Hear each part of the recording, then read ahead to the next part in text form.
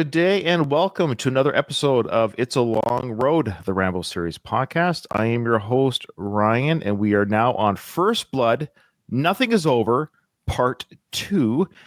And with me today is a first-time guest, I think a long-time listener of my shows, Simon Drake from Brighton, England. How you doing, Simon? Hello. Thank you for having me on the show. I'm a bit worried that I'm going to be the Speed 2 and the franchise killer of your show.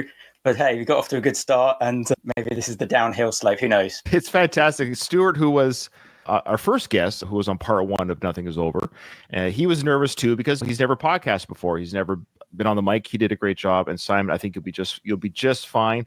I hope my third guest has a North American accent. This is getting kind of a. I'm just joking. No, I love it. Simon, before we get started, we'll find out who you are a little bit. I think you listen to the podcast. Is that correct? Correct, yes. I listen to the Rocky and the Rambo podcast and the Frank Stallone on occasion. On occasion, you should be listening to every episode. Come on now. I was all in for a while, and you and the host do an amazing job, but I have to say a little bit of Frank goes a long way for me. So there was definitely a period where I was thinking, oh man, I don't know how you guys do it, because he is pretty repetitious sometimes and pretty hard work sometimes as well. So I did find myself going, I need to take a bit of a break. Really? I wouldn't be surprised if we only had 5 listeners an episode, but we have more than that by far, and it's a real treat to do Frank Stallone. But I get it. That's why Dom, of course, he bowed out. He was having a good time with me. He had a great time covering the Rambo franchise when he came in as a full-time co-host, and I understand it. I guess for me, I'm a sucker or a glutton for punishment. I find Frank Stallone fascinating, but the repetitive is absolutely true, and that's why we only do it once a month, because in fact, at the time of this recording, I think the episode will be out before this episode comes out. Doug and I are recording an episode tomorrow at the time of this recording. And I say this because I was curating his Instagram videos to get prepped for the show, because yes, we do prep work here, folks.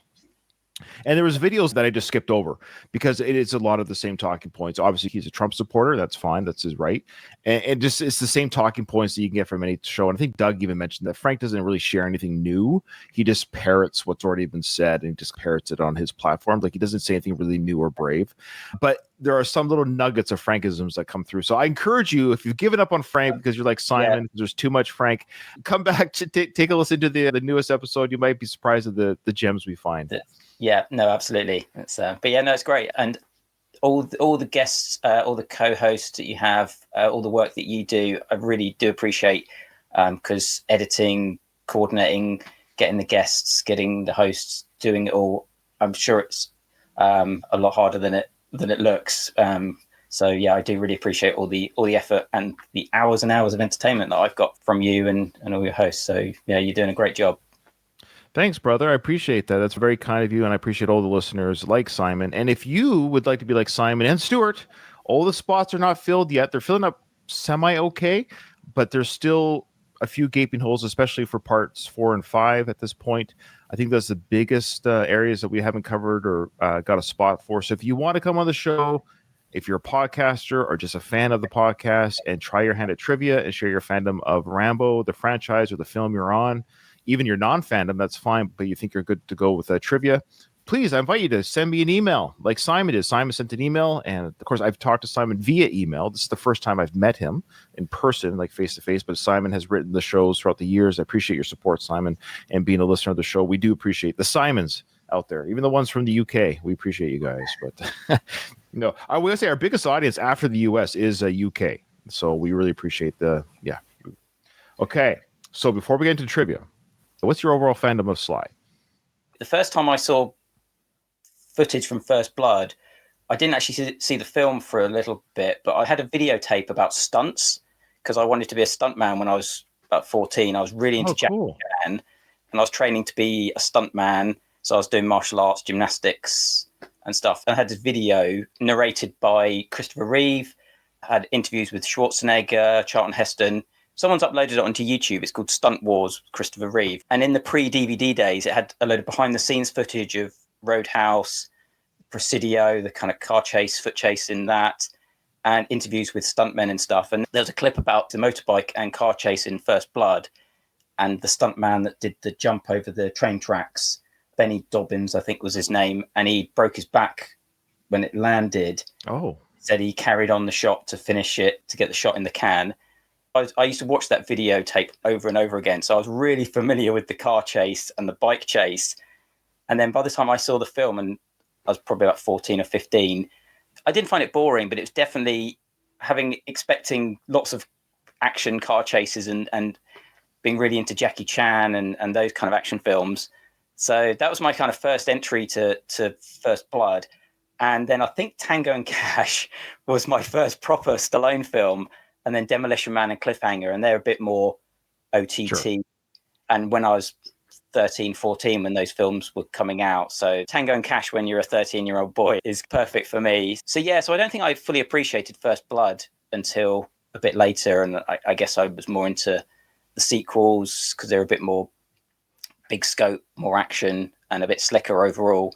And then since coming back round to appreciating the totally different vibe of it and listening to your podcast and the coverage and actually revisiting the film in more detail, much like the first Rocky film, I think there was always that the OG is a bit grittier. And sure, yeah, First Blood to me feels a bit of a transition between the gritty 70s movies and the sort of getting into the 80s action. First Blood definitely has a sort of the 70s gritty outsider anti-establishment vibe of, say, Taxi Driver or The French Connection or One Flew Over the Cuckoo's Nest, where there's a bit of a downbeat feel to it. And it's interesting, I think 82 was that First Blood, I think? Yeah. 82, which is the same year as Conan and 48 Hours, both of which, if you look at the sequels, they're way slicker, they're way poppier, more actiony, whereas the first few are tail end of the 70s for me. Sure, because if you think 82 is when it's released, but they probably filmed it in 81, so you're only a couple years away from the 70s and that 70s feel. So that's, yeah, you know what? It's funny. I never made the connect. Obviously, we all know the 80s action film, the feel, but yeah, I would say the 80s action films wasn't really 82. It was the sweet spot would have been like it peaks between 86 and 89 is your apex, but 85 is starting to come in for sure because I think it's Lethal Weapon was the first one, was 85. 84, you're getting sniffs of it with Beverly Hills Cop, I think was 84, 85 as well. Yeah, so, but yeah, 80, yeah, 84. So 83 and below, you're nipping at the heels when the Commandos and Part 2. So even though it's an 80s film, you're right, it does have that foot in the door of the 70s aesthetic with the soon-to-be 80s kind of action films. That's a great way of looking. Even the first Beverly Hills Cop, you can see, even it's got the poppy soundtrack and the slickness, but the first Detroit-y bits and the tone of it is a bit more gritty compared to Beverly Hills Cop 2, and likewise with Conan Part 2 is much more goofy and slick. Sure. And so it's an interesting sort of intersection of that early 80s vibe and then the mid 80s getting into Commando and all the rest of it.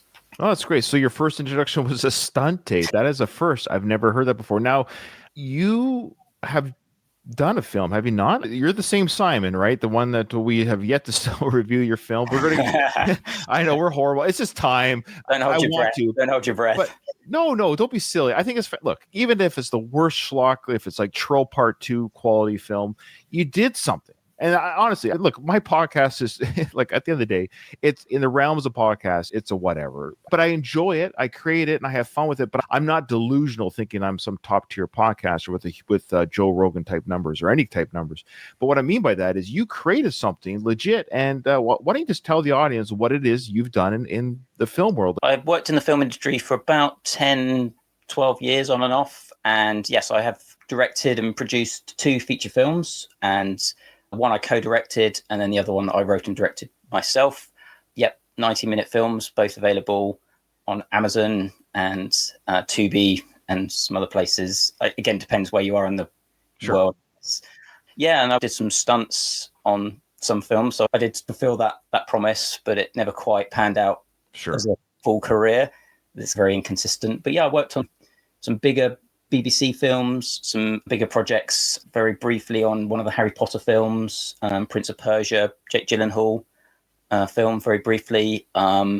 And then, did some stunt work and some weapons advising on a film or two. So, I've done a few bits, but I just never quite made it a tangible career in the stunt thing. I never really was able to do it a little bit, but I never really was in all enough to make it sustainable, really. I know you're not saying this, maybe, but I think it's great. I think you've made a mark. You've done something. If you're interested in films and movies like I am, I think it's just cool that like I said, you've created, so you wrote and directed something that's legit. That's pretty cool. You had that experience. Sure, are you Christopher Nolan? No, but I'm not Joe Rogan. But you do stuff, you enjoy it, you have fun, you make a mark, and that's really cool. So what is the name, the film that you told us to watch? It was bucket list. It was definitely a bucket list thing that I'd wanted to do since, like I say, 12, 13, 14. I was really wanted to do it. So the film that I wrote and directed is called Lost Angel. It's a supernatural drama. Probably not for the Rambo crowd. I'm not sure how well that's going to go down. Oh, sure. But it's a slow moving supernatural drama. I wrote and directed, produced that. And before that, I co-directed a zombie film, and that's called Infected Darkest Day. They are what they are. Some of the reviews are hilarious. Some of the bad reviews are just hilarious. We've heard it all before. I think that's great. No, so I think you think all my reviews are good. Are you kidding me? People stop listening to me. They stop listening to my Frank Stallone coverage. Come on now. It definitely was a bit of a Creed in Rocky 2, where I was death threats. It's like, why don't you kill yourself? It's kind of, why don't you go and play with the children instead? You call yourself a filmmaker? Why do you kill yourself? Yeah. We've heard all that stuff, so it is what it is. But hey, we're also not deluded. I know what bits work better than others. You're doing stuff on a shoestring, you don't have the time. But I'm proud of the fact that I got them done. And that's what I'll say to anybody who's made, even if I don't necessarily like the film or like the book that they've written or whatever it is, I'll respect the heck out of it, because it's not easy. It's not easy doing a podcast, doing a movie, doing anything really. So even if it doesn't work for me, I'm way more tolerant of people's low budget efforts. I totally agree. It takes a lot of work to make a bad film. Yeah. I didn't set out to make a bad film. I don't say your films are bad, but this is a quote I've heard from other people, of course. Nobody says to make a bad album, a bad film, or a bad book. Your hope is that, hey, what I'm providing here is going to be fun for people, or they're going to enjoy it. But again, not everything's for everybody. But I just want to applaud you for your work. And I'm going to watch the movie. Now that I've got you on the show, I've really got to watch it. So that is my promise to you. So you got into Sly and the First Blood film, of course, a little bit later than I would have expected. I think I'm a little bit older than you, because when I was 14, I was 89. So maybe we're about the same age. Maybe we're about the same age, or born in 77. Okay, I'm 2 years older. Okay. Yeah. Okay. So about the same time frame of the Sly and Arnold and all those days, Jean-Claude Van Damme, all those great action films of the 80s and 90s. Yeah. But still a little bit Johnny Come Lately, because I watched First Blood when I was 8, and I was only like, I saw Rambo 3 in the theaters. My mom took me. I mentioned that on the podcast. And my mom actually took me and my brother so we could go, because it was rated R back in the day. It's so weird. That movie rated R. It's tamer than what you'd watch in like Law and Order, like today, like for the violence or whatever. Yeah. No, for sure. Seeing RoboCop for the first time when you're I was 12 years old. Okay, that movie is brutal, and I love it. But I saw that movie when I was 12, and when Officer Murphy gets killed, it's like, what's the guy's name? The main bad guy. When he's like, what's his name? Clarence Boddicker. Clarence, that's right. When he's like, with the shotgun, like that, it stresses me out every time when he blows off Murphy's hand and arm or whatever. It's so great. It's such great movie making. I've always said this about the horror films, which I enjoy. I don't necessarily need it to be gruesome, but if a movie is like a zombie film with the guts and stuff, I bet you it's a blast to film. I bet you it's so much fun to film gruesome stuff. Yeah, I often joke that the zombie film that we made is probably more fun to make than to watch sometimes. The acting's probably the most horrific part of that. It's a blast. Even doing action movies and stuff, I've done a little bit of that and done some squibs and some...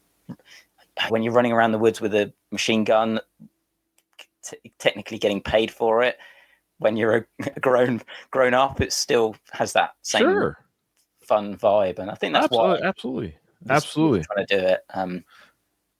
Okay, so you've watched the Rambo sequels, of course. You've seen them all, I presume, at this point. Yes, correct. So how do you feel the franchise is overall? Do you think it's a good franchise? Is it up there in the upper echelons? What's your fandom of the franchise?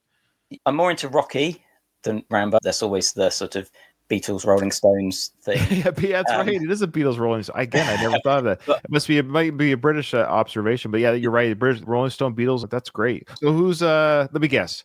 Rolling Stones would be Rambo, and Beatles is Rocky. yeah, I think that's probably a fair comparison. I actually don't mind all of them. Shockingly, even the fifth one, I think, has moments. It's an unnecessary sequel. Slightly prefer it than the fourth one because the fourth one is so violent, but there's nothing much else going on.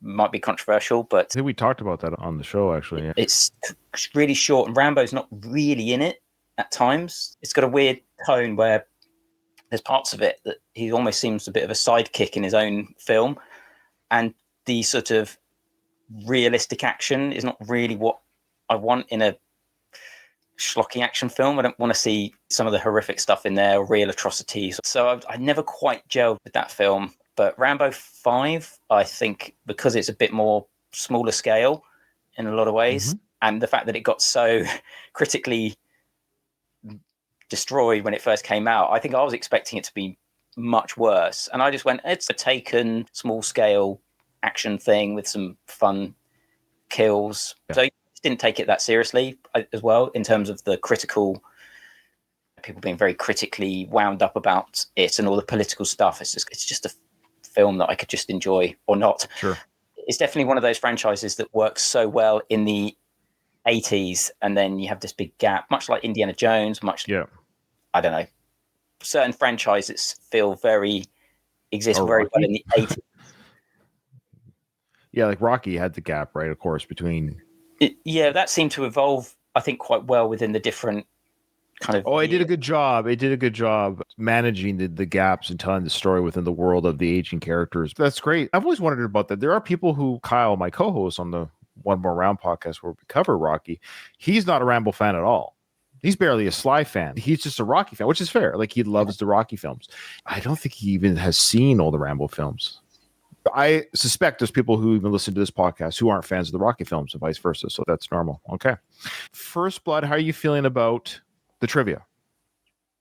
Yeah, the first episode that I saw, I was a bit 50-50 with the answers, really. So did you do better than me or worse than me? I think probably about equal standard. But I just want to say, in terms of, we're talking about people doing stuff, I don't know how old Rocco is now or how old he was when he made the first book. I think he's 14, 15 now, and he's about 9 or 10 when he did the Rocky trivia book. Full respect for someone at such a young age to now do 2 published books. I know plenty of my adult friends who are still talking about doing this or doing this project or doing this book or whatever. It's fair play. That's really cool for him to take action and do it. Full respect for him. And it's obviously he'll love to hear that. Opportunities for kind of some fun and some episodes and stuff as well. It's been great for our show. It's been great. And I really encourage, thank you. I'm sure I'm thanking you on behalf of Rocco, because I'm sure he would really appreciate that. He's a great, I guess he is still a kid to me. And anyways, he's a great kid,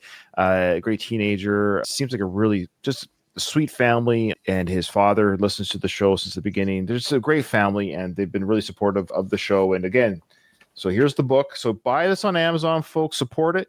If you do buy it and you want to come on the show, no cheating. You can't look ahead. Okay, that's number 1. Number 2, just buy it to support Rocco and his work that he did for this book and for the Rocky trivia book. It's great to support these young independent individuals who are the future of trivia and books, and maybe he'll do other trivia stuff for other series, and maybe he's got something on the go right now. Maybe for, who knows, I don't know.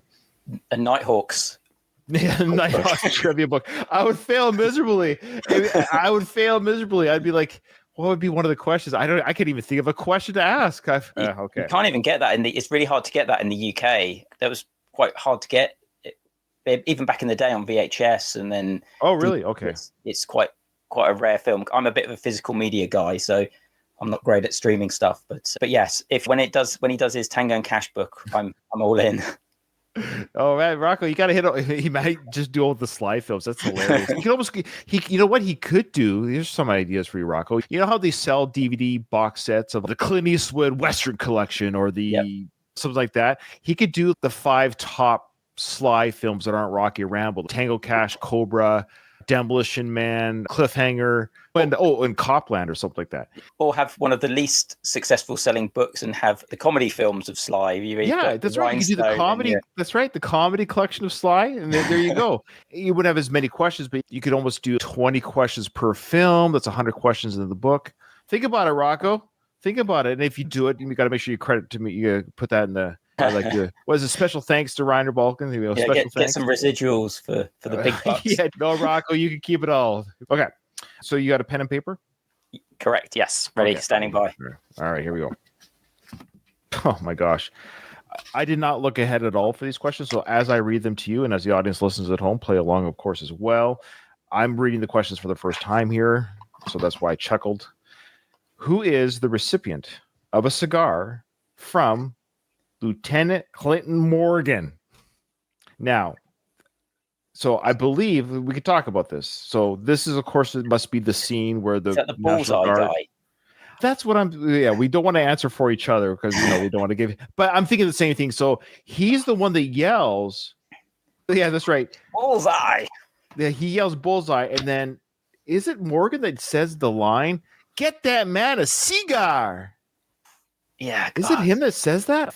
I guess it is, but he sounds different in my brain. Even though I've seen this movie, the rocket launcher. It's that sequence, isn't it? It's when they're fire the rocket launcher, and that's right. And it's really goofy and. Okay, I can't name the character. I think for this one we both can say. Are you saying it's the guy who fired the bazooka? Yeah, okay. The one that says bullseye.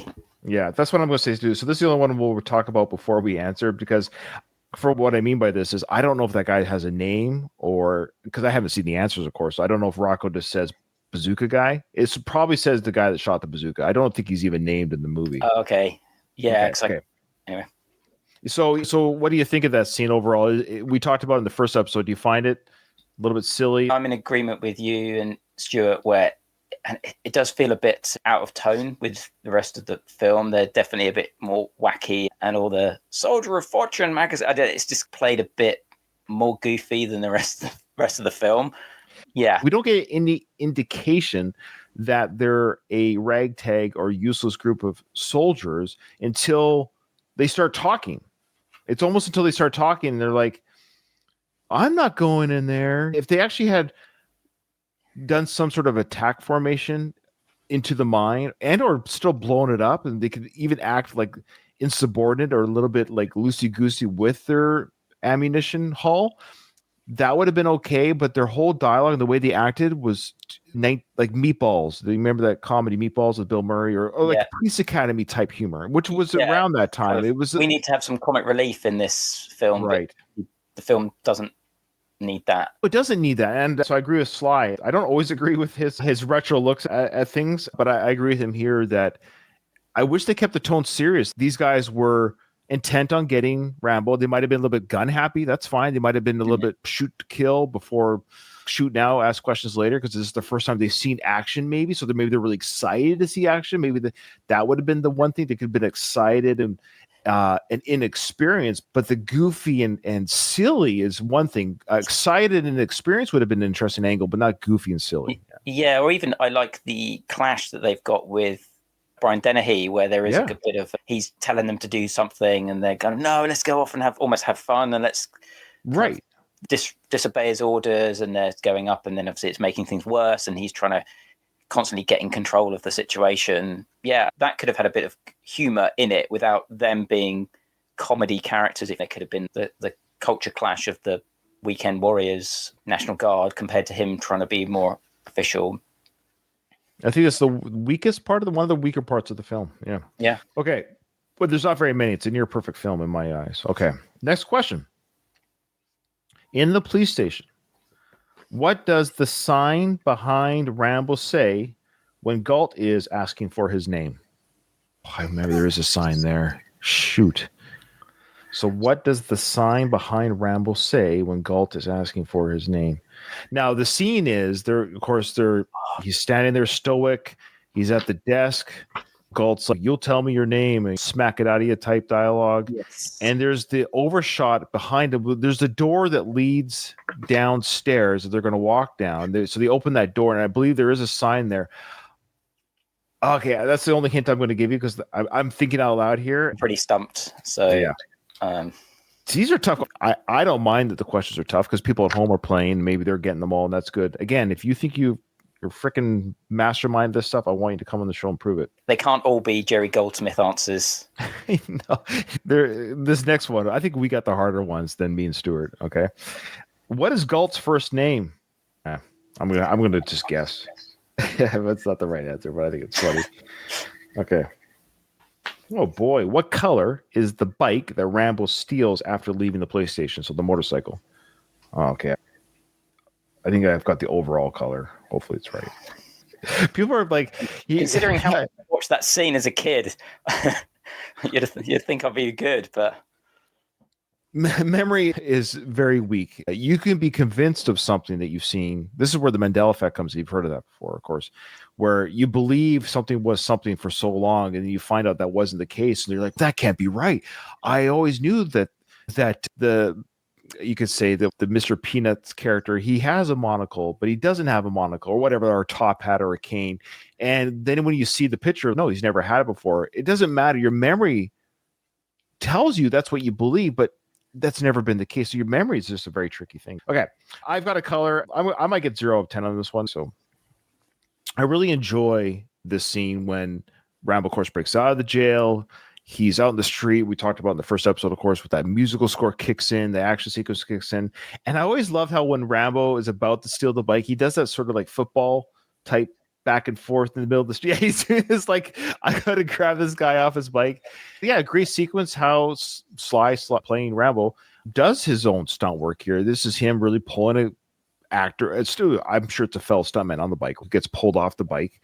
Sly pulls a guy off a bike. That's him. And then he jumps on that bike. What do you think of him as Sly as a stuntman doing this kind of stuff?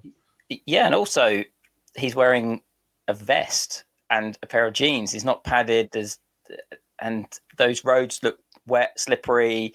Some really great stunt work, actually. All of that stuff where the cars are drifting and skidding. And something I really noticed is there's some really good, the stunt man on the bike, when it's not Sly, does a really good job, or they do a very good job of filming it where it's moving fast enough where you don't see it's not Sly, or there's a bit when the bike peels around a corner and then comes towards the camera and the stuntman looks back at the police at the point where he's near the camera to hide his face, which is a classic stuntman trick where you obviously, the closer you are to the camera, you're going to be more notably not the star. So there's all these little tricks of the way that they shoot it, and the jumping over the fence, jumping over the train tracks. And as I mentioned before, Benny Dobbin did the car stunt where he injured his back. Yeah, there's actually a couple of interesting stunt people on the credits as well for First Blood. There's Richard Farnsworth, stunt guy, who then became an actor. He's in Misery, and then he ended up having a bit of a career revival at the age of 87 in The Straight Story, the David Lynch film. But he started out as a stuntman, did a lot of horse stunts. And then you've got Conrad Palmisano, who did a lot of Seagal movies. And yeah, so how dare you? Seagal does his own stunts in every.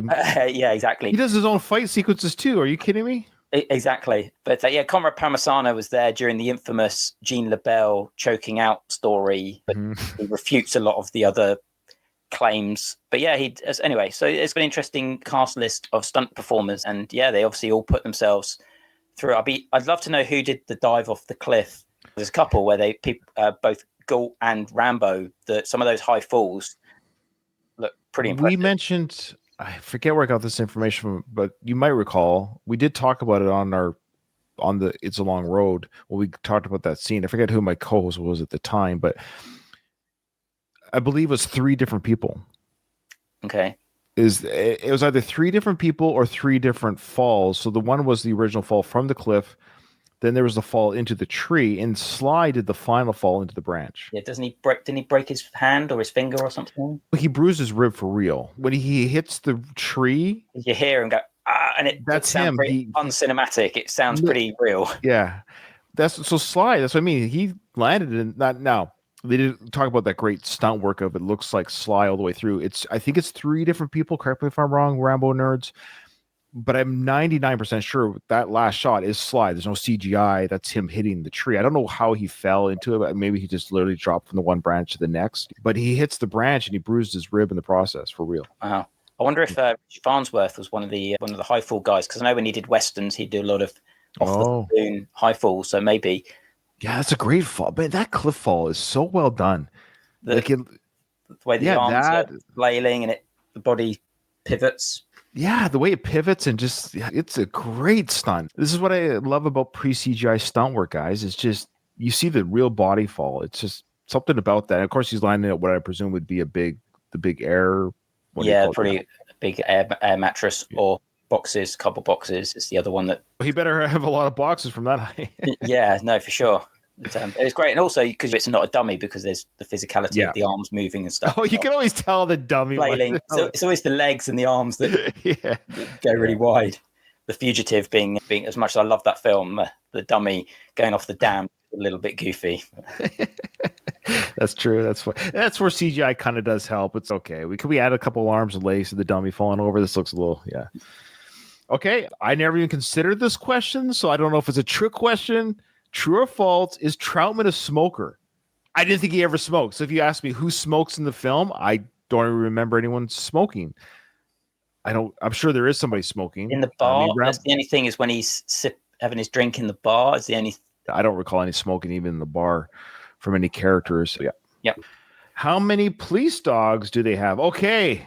I even said the number in part 1. What was that guy's name who had the dogs? Walt? Not Walt. Oh no, maybe this is a question.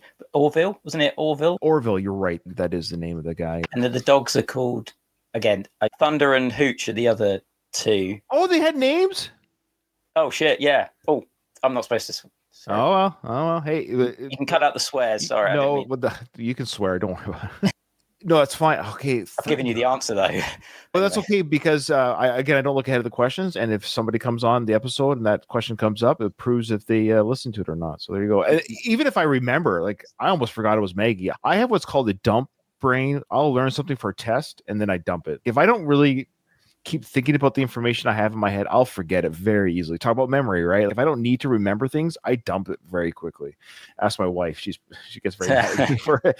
I told you, like, oh shoot, I'm sorry, I didn't deem that important enough to keep my memory bank. I apologize. You're commanding officer, and yeah. Oh, trust me. How many people does this? Finally, I get one. How many people does Rambo kill in the movie? Okay. I don't think it's a trick question. If he's going to be technical about it, like, I have my answer, but we'll see what Rocco says and why. Okay. This is an interesting thing. For the longest time, I used to think Teasel was actually killed at the end of the film, because the way he gets shot through the glass ceiling, and yes, he gets shot up the legs, but even it's not clear, like, it's only his legs that got blown to pieces, and then he falls through. As a kid and lower VHS quality and stuff, I don't know how many times I didn't notice that Teasel was still alive and he's panting on the ground, but then he's in the ambulance. I would say for probably years, if you were to ask me, did Rambo kill Teasel, I might have been like, I think it's almost like the first Rocky film. Who won that fight? It's ambiguous. Like, we know, of course, multiple views. We know it's quite clear now, but it's just funny how it almost seems like Rambo kills Teasel at the end. I wonder if, for those who don't know, that the ending was reshot.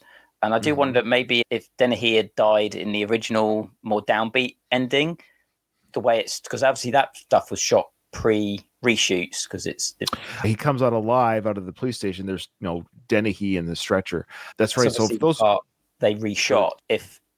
Have you read the David Morrell Part 2? Because I was going to reread those, and I just wondered if Part 2 novelization ever explained what happened to Dennehy's character. Good question. Again, memory, right? I don't recall. I think there was mention of the town and because the book starts in much in the same manner as the movie, in that he's in jail, like he's in hard prison, and the reason why he's there is because of the chaos he caused in the town. So I think there's some inner thoughts or recollection of his time that he spent in the town and why he's in prison.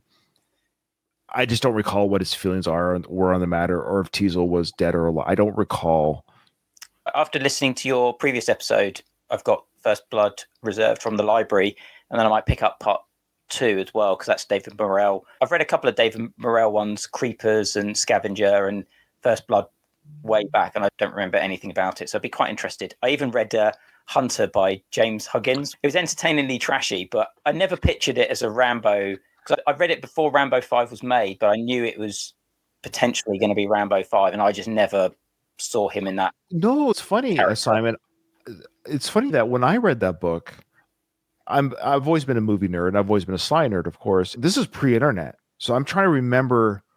Sly's had the rights to that book for decades. So, oh, really? Yes, like for at least 20 years. Oh, wow. And the reason why I read the book is because when Sly got the rights to the book 25, 30 years ago, it was never talked about being a Rambo film at the time. It was just he wanted to do this movie, Hunter, because it was around the time and day of because I believe it's an alien, right? Yes. Yeah. And it's been a while. Like I said, it's been again. Obviously, on Arnie Arnold. I'm going to do my version of Predator, kind of exactly, and that's how I read it. And it's like you say, it's schlocky, great book in the sense of there's nothing. It's not War and Peace, but that's why you get this book. I remember reading the book, thinking this is awesome. This is right up Sly's alley. Let's go. Let's take on this thing. And of course, it was his answer to the Predator film. That's how I viewed it. It wasn't until like later interviews and stuff that we heard Sly say he was entertaining it for Rambo purposes. But when I bought the book, the byline I read or wherever I got the information, because that's why I bought the book, was that it was just going to be a standalone Sly film. Well, interesting. Because I only read it about 5 years ago. That was the more recent news. And again, that might have been Sly. I don't know. Who knows what he says now that he said earlier? He's mercurial with his quotes. He's a storyteller. I think people forget this about Sly. He is a storyteller. I'm not saying liar. I don't mean, look, at the end of the day, it's not lying the way like a politician would lie, because it doesn't matter. He's a storyteller. His whole life is a story. His Rocky story of how the Rocky film was made is a story.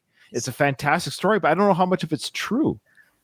It's often very, I don't know how you say it, but Sly presenting romanticized. Yeah, him presenting himself in a particular way, sure, rather than, like you say, the truth. But yeah, the Hunter, I'd recommend it. Mm-hmm. When I read it, I almost imagined more a Steven Seagal on Deadly Ground Part 2. He's the early guy in the woods. And that's the kind of weird crap that Seagal would have in one of his movies, a kind of bizarre plot alien rather than Sly. Sly's never done a proper sci-fi, has he? Apart from Demolition Man, which is more action. Good point about the sci-fi. Yeah, but a proper like alien film, that's fun. Isn't that weird, eh?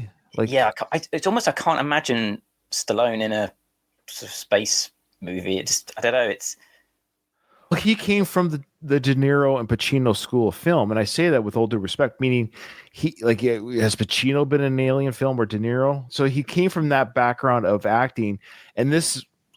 I've said this before on the Rocky podcast more than the Rambo, so I'll say for here. So the one thing I hate is a strong word. The one thing I am mad the most about Sly, and I love him as for his films and stuff, is how many wasted years we got, and we can't turn back the clock of time. And there were so many years where he was that perfect age of manliness, from basically 45 to 60, almost a 20-year period. Wasted time for dramas, being the mob guy, the enforcer. It's unfortunate because he should have picked up more bad guy roles. And he was so concerned about now he's finally doing with Tulsa King, but he's 78. And he's doing a great job and I'm enjoying the series, but it's not that it's too much too late or too little too late, because it's still a great series. But I bet you there's a part of him that agrees with me if he listens to this, because he shouldn't have worried about I don't know why he hung on to that so long. He should have said, okay, because he even talked about it with Copland. That was his whole point. But the quote unquote failure of that really threw him off his game. He took it really personal. I don't know why he didn't just dig in, man. Just don't worry about it. Just keep doing it, because you have the ability to act. You have it in you with the proper director, the proper screenplay. Just keep plugging away at this stuff and get a proper mafia film, gangster film, Goodfellas type film. Saddle up to Scorsese or Quentin Tarantino tried to grab him for Jackie Brown. That went to De Niro. I think it went to Stallone first. This is what I mean. I think he turned it down. Yeah, Stallone seems to be almost as he's got both feet in his De Niro, but also wanting to compete with Schwarzenegger thing. Whereas Schwarzenegger seemed just I'm just doing my thing, and I'm not gonna. I think Stallone always seemed to not quite. He has an ego. Yeah, I hate to say this. I know, and that's what makes him a star. Don't get me wrong. I don't really have an ego, but I'm also not successful. I think most celebrities, you almost have to have an ego. Like he is his number one promoter, right? But you have to be willing to.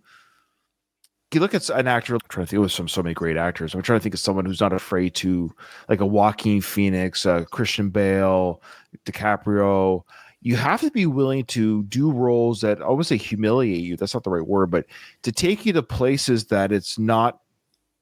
You're not screen friendly. wasn't Philip Seymour Hoffman wasn't afraid to be gross, be creepy. Or Kevin Bacon's played some pretty creepo roles whilst also maintaining. And obviously, he's not a star. No, but you're right. But the thing that makes actors great, like the ones you mentioned, is you got to be willing to take on roles that are not flattering or unkind. Anthony Hopkins, you playing a serial killer. Imagine if we saw Sly do like that type of thing. Look at Tom Cruise when he played the hitman. That's what I'm talking about. He played a hitman. It's bad. He was a bad guy. Jamie Foxx was the good guy in that film. And I love when these actors tackle this bad side of things. It's cool. I've always got this theory that I much prefer Tom Cruise when he's playing a prick in a movie, when he's Magnolia, when he's Rain Man, and Collateral, because there is a kind of a darkness to him which he puts on this Tom Cruise thing. And I love the Mission Impossible movies, but I do find his character not terribly interesting. Oh, the character's not interesting. No, he is showcasing him as you're talking about stuntman. What do you think of Tom Cruise being the stuntman that he is? Yeah, full respect. Especially doing that because he started out as a legit actor. He was working in Coppola films. Obviously, Top Gun was an action film, but he was doing Born on the 4th of July, again playing not a particularly nice character. Rain Man, he was challenging himself and then got into the action stuff a bit later on and really has now doubled down on that. He just does franchise movies now. And I think it's a shame. I agree with you about that, but I believe right now he's got a couple in the can. A big director he's working with, a big one. I'll have to Google it later. Is it the guy that did The Revenant? Is it? I think so. Yeah. The Revenant director. Yeah, I like when Cruise has challenged himself with those things. Like you're saying, a bit as if Stallone should have done, where he was in Color of Money with Scorsese. He was Michael Mann with Collateral. He's picking directors like DiCaprio, where they go for the cream of the crop. But the whole Stallone-Schwarzenegger thing, I think Schwarzenegger has less of an ego because he started out being directed by other people, didn't write his own projects, but he picked really good projects. He had a very good quality control for projects and directors and wasn't afraid to let Cameron mold him, wasn't afraid to let John McTiernan mold him into their films rather than Stallone obviously writes. He was directing most of the films in the 80s, even unofficially the Rambos and stuff. So I do also think that has an effect on his control. Well, it's ego. Again, it's ego because he, for him, it was a big deal to put on 40 pounds for Copland, which is really, he looked like just your average American. I know it's big for him. I get that, but I hate to say so what, but he did great. But that's the thing. He showcased that he can do it. I've always said this about Copland. The biggest problem with Copland, he was just surrounded by too many good actors that he was on even keel with. Again, he was great, but so was Harvey Keitel. So was De Niro. You blew it. You blew it. Like that's just all these great actors in this film, and Sly was one of them. But that's what I mean. He should have just kept doing it. Don't be afraid to stop doing what you just showed us. But he's that didn't work out. Now I got to go do what was it? What was the next film? It was some sort of attempt at another action film. It's just the Detox or it was around that. Yeah, that's what I mean. Okay. Do you reckon he doesn't like being in ensembles where you mentioned Jackie Brown and he turned that down? Obviously, Copland was an ensemble, and he maybe got a little bit lost in the reeds. I think he has a hard time letting people tell him how to be. So Quentin Tarantino, it's his script. Sly writes a lot of his own dialogue. Again, that's fine. That's just who he is. That's how he is. If he's in a band, he writes his own solos. He doesn't want anyone writing them for him. So I get it. So he's like a solo act in the movie. So he really wants to control his dialogue. And I think with Quentin Tarantino film, it ain't your dialogue, Sly. And he is beholden to every word that is he going to tell Quentin how to write it better? Maybe there's a part of him. I don't know. I don't know. I don't know what he was thinking. Yeah, well, I think he said, I think officially, you know what? It's coming back to me now. I think he mentioned officially at that time, he said this, I think it was because his daughters were younger then. I think he was worried about, that's such a weird excuse. Your kids are going to be 18 one day, so who cares? Yeah, you could say that about anybody that's in horror movies but I don't know. Yeah, again, he's got his, and I know around that period he had his entourage and he had all this kind of guys around him and all of that jazz. But anyway. All right. What is the amount of, I'll be surprised if we get 2 out of 10 on this. What is the amount of the fine that Rambo needs to pay? I have an answer, but I don't think it's right. The amount as in the scene was they're down getting the fingerprints. He's going into court. Oh, okay. So Teasel's down there. So we got to dress you up really good, make you look pretty, because there's an X number of dollars that you have to pay, and I don't think you can looking at you type dialogue. Oh, okay. Yeah, okay. Now, why don't we do this for me and you? Because we're sucking today. Whoever's the closest. Now, you can go over or under. Doesn't matter. So mathematically, who is the closest to the answer? Okay, yeah. You think we're tough. What about wait till you get in front of that judge or whatever? That's right. All right. In order. Oh, come on, Rocco. Throw us a bone here, man. Okay.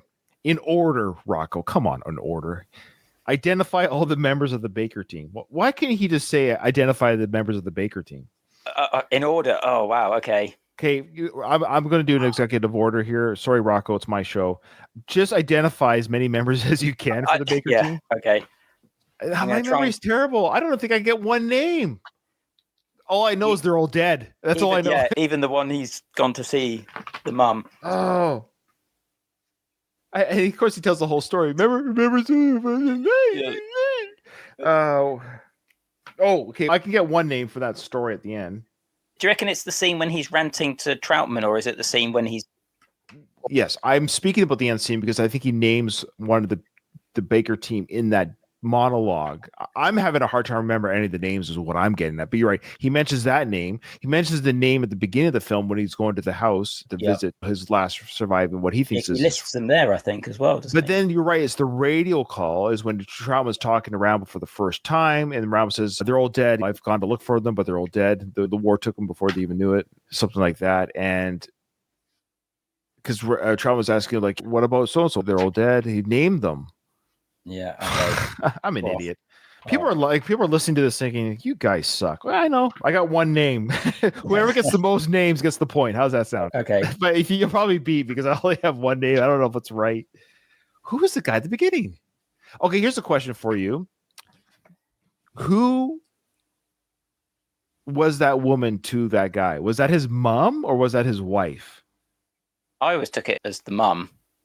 Okay, me too. Or the mom, as you would say. No, I'm a Canadian. We say mom. Okay.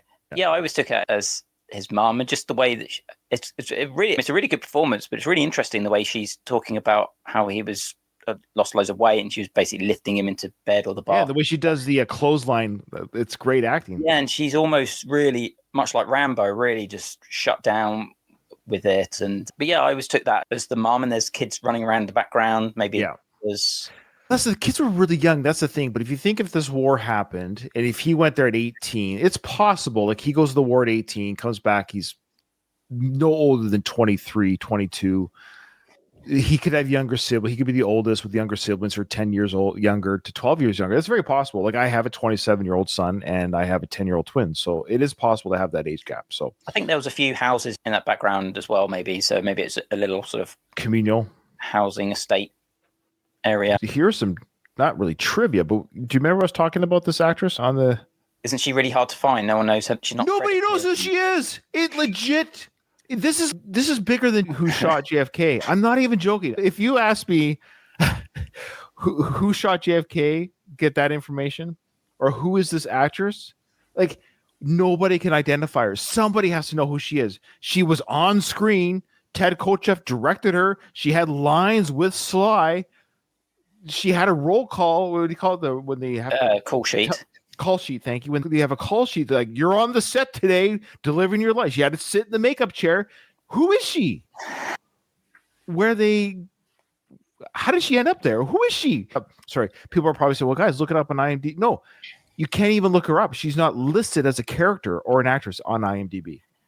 Did you notice there's another now famous Canadian actor credited on First Blood?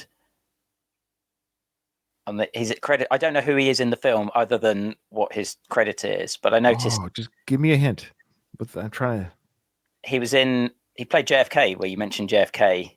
Oh, Bruce Greenwood? Yeah. He's credited at the end of First Blood as one of the National Guard people, I think. Oh, he's one of the guardsmen?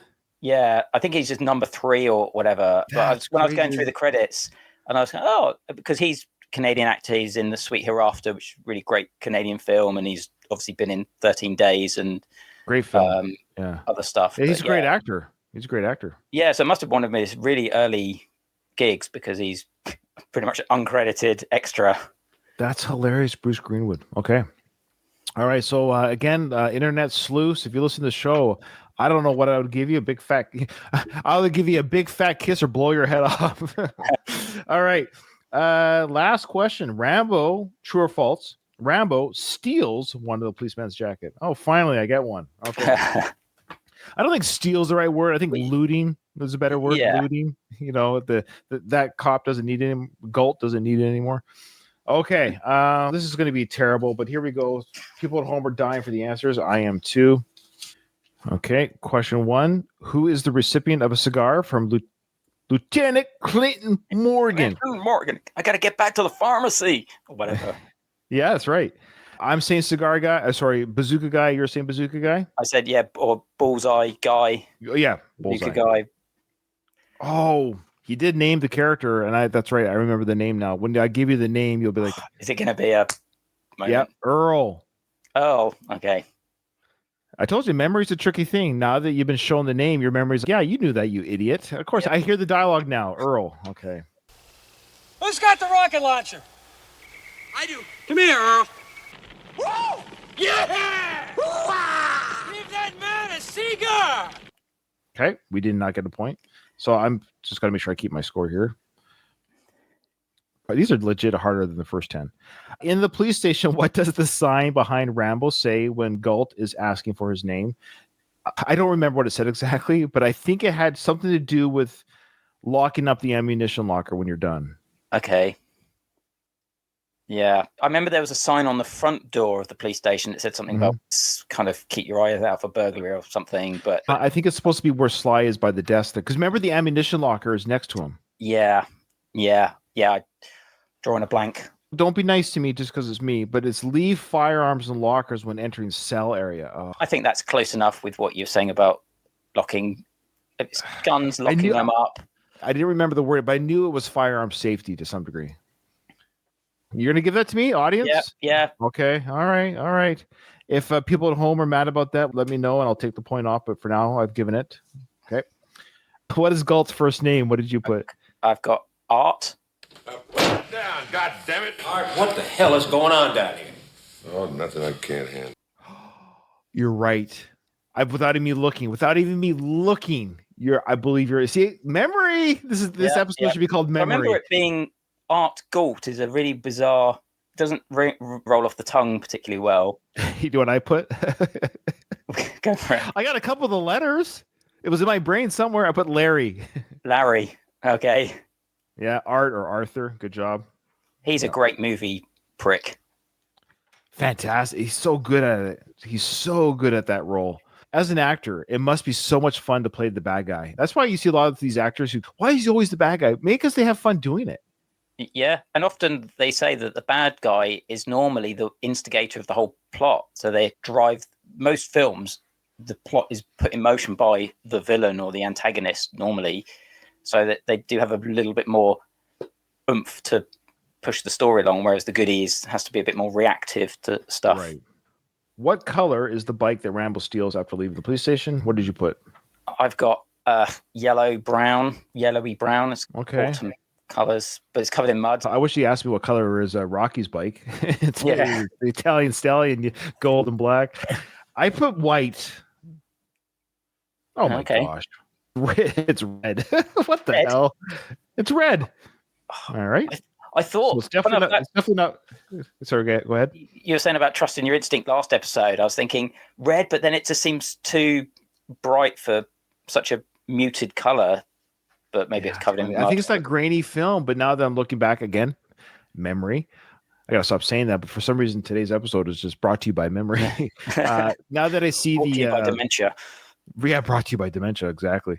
I'm seeing the color of the bike in my head now. It's okay. That's what's fantastic about the brain. I can picture a white motorcycle just as easily as I can picture a red one now. Isn't that weird? Okay. True or false? Is this a true question? Is Troutman a smoker? True or false? Now, I don't remember him smoking, but I said false. I've gone true just because for the gamble. But why is he asking? Maybe he stood outside the tent smoking in the background. It could be random. Did he have a smoke at the bar? You're right about the bar. Did he have a smoke next to him? And I just didn't catch it because it wasn't in his mouth, but maybe it was in the ashtray. I would have probably said no, but I just thought, you know what? I'm going to throw it out there. Oh, true. He's smoking at the bar when he's talking to Teasel. Was he smoking? I don't. Or what?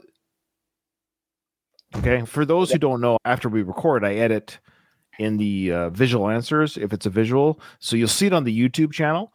Obviously, if it's audio, you'll hear the audio answers on your podcast feed. But for like the last episode, there was the Christmas question. I actually showed the Christmas picture. So I show the proof, or you hear the proof when we do these questions. So on the YouTube channel, you'll see me now post him smoking. It says here he's smoking at the bar. Rocco, I trust you. What is wrong with me today? I don't remember him smoking. I remember him drinking. And fun enough, it's a random tangent, but just reminded me of that scene and the scene when he turns up in the tent. Movie extras where they actually look like they're doing stuff. Sometimes you just see people awkwardly walking in the background. And I know I've done that in my films or sometimes, I don't know, I think Ted Kochev seemed to be very good at just getting a lot of background detail. There's people in the bar, it looks very full. And then all the National Guard stuff, there's loads of people on the bridge in the background, people moving in and out of the frame. It looks really full and they get a lot of production value out of all of the extras. And that's not easy to do because sometimes we've seen films where something about it just looks a bit cheap or just looks a bit, people look a bit awkwardly placed in the background. And this looks very organic. And I thought that bar scene really stood out for, it's a bit of a nothing scene. It's people sat in a bar, but it had a lot of detail, a lot of people, loads of people in that bar. It's probably a real bar with real people. I wouldn't be surprised. I understand a lot of people from Hope, British Columbia. They were just there in the film and stuff. So it's probably, I think they really did hang out at that bar, is my understanding. Okay, so he's smoking at the bar when he's talking. Okay. I think we both got this one. How many police dogs do the police have? We said 3. We both 3, yeah. But it's funny that you said those names because Rocco, when he asked the question, it's right here, I can look at it. Name one of the police dogs that is trying to locate Rambo in the forest. He only wrote Maggie as an answer. Okay. Yeah, so you're even going above and beyond Rocco. You're saying the other 2 are named. Thunder and Hooch, I think, were the other 2. Because if you had been on episode 1, you would have said Thunder and Hooch, and then you might not even got the answer because Maggie is the only answer that Rocco provides, is what I'm saying. Yeah, I think that's the last one that gets killed. But I'm sure, because I remember thinking it sounds a bit similar to Turner and Hooch, which is why. Yeah. Interesting. Okay. How many people does Rambo kill in the movie? Now, we did say 1. Now, he didn't intend to kill Galt. He threw the rock, which caused the kill, but still, it was Rambo's actions that caused the fall. Let's see what Rocco says. 1. There you go. Okay. He does say it was accidental, or you could call it manslaughter, when he throws a rock at the helicopter. Yep, good. Okay, good. I thought Rocco was like, I see Rocco go 0. He only, just F over Ryan on his show. Okay. What is the amount of the fine that Rambo needs to pay? What did you put? I've put $200. Oh, this is gonna be close because I put 175. So I think I might have won because I don't think it was over 200. Okay. Oh, see, this just proves that I don't cheat as I talk out of my ass. It was 250. Now listen, hard ass. As things stand right now, you're facing the ass end of a 90-day incarceration plus a $250 fine, which you don't look to me like you can pay. At 10 o'clock tomorrow morning, you're going up in front of that judge. And you think we're tough. All right. There you go. So you got the point for that. Give yourself a point because I said whoever's closest. I thought for sure it was under 200. Okay. That's a pretty hefty fine because that was 1982. So that's $500-$600 today. Yeah, for not really doing anything. Yeah, for having long not hair. leaving town. Yeah, for having long hair and not leaving town. Okay. Now we took out the word in order, Rocco. I'm sorry, but for Simon and I today, we're doing. Can I have a crack at the order? Can I give it a go? Oh yeah, please go ahead. So I've got Delmar, Danforth, Yes. Brosnan, Westmore, Ortega. Wow. Brosnan I put Charlie. Charlie wasn't one of them? Was it Charlie? They're the one they're trying to get in the bush, aren't they? That's right. They're trying to kill Charlie. Okay, I'm an idiot. So let me put down. I got 0 on that one. Let's see how close you get. Covey leader to identify Baker T. Rambo, Mesner, Ortega, Coletta, Jorgensen, Danforth, Barry, Krakauer. Confirmed. Oh, okay. Which ones did you get? So I got Danforth, Yep. Ortega, and Delmar Berries. So I put Delmar, but it's Berry is the same person. So you got 3. You definitely get the point. Whoever got the most, so give yourself a point. I put Charlie, so Charlie's not right. Is that what you're saying? But who did he say in that end monologue? Who was the name that who gets his legs blown off? I'm sure that's Westmore. I'm sure Westmore and Bronson when he's on the radio to Troutman as well. But and of course, we both got the last one. Does he steal the jacket? Yes, of course. Yes, which is a nice movie touch where people that leave guns behind or don't take ammo in movies bugs me. When they shoot a gun and then just throw it away when it's run out of bullets, and I'm always thinking those guns are expensive. Oh, what a journey. That was fun. At the end of the day, it's just fun doing it. It's not about the well, I say that as the loser in every round. It's not about 7 out of 10. 7 out of 10. You got 7? Yeah, that's right. 1, 2, 3, 4, 7. Yeah. Isn't it ironic that the host of the show is the worst player of it? I literally have covered these movies scene by scene, talking about things. The ultimate underdog. I'm not coming back from this. That's great. I love it. I'm glad the guests are doing well. So far, you're killing me. I forgot to write down Stuart's answer. I just sent him a message before the start of the show to give me his score. So we'll do a tally at the end of First Blood. We only got 2 more episodes, and we're done First Blood, and then we'll move on to part 2. But with that, Simon, this has been an absolute blast and pleasure. Thank you so much for coming on the show, for sharing your thoughts on the Rambo, on Sly, on movies, your background on films. I know you already plugged the films that you've worked on. Is there anything else you want to plug or share before we hang up this radio call? I'm like Frank Stallone. I've got nothing else going on. Ooh. I'm not on social media or anything, so I don't really have anything else to plug. But if you want to check out the 2 films that I directed, be very interested to hear people's thoughts, good, bad. Otherwise, I'm always happy to chat about them, or sometimes the making of stories are more interesting than the films themselves. But otherwise, yeah, it's been a real pleasure being on. Thank you so much for giving me the time and the space to chat about a really great film. It's been fun. Thank you, Simon. It's been fantastic. You're a great guy. So far, we're 2 for 2 with my listeners. They're fantastic individuals. We'll see if the third one measures up as well. I don't know. We're off to a pretty strong start here, guys. So if you've already assigned yourself to come on the show and you're seeing these incredible guests, if you don't think you measure up, you could bow out. I won't name you on the air. No, I'm just teasing. With that, though, Simon, this episode is over. Nothing is over. Nothing. You don't just turn it off.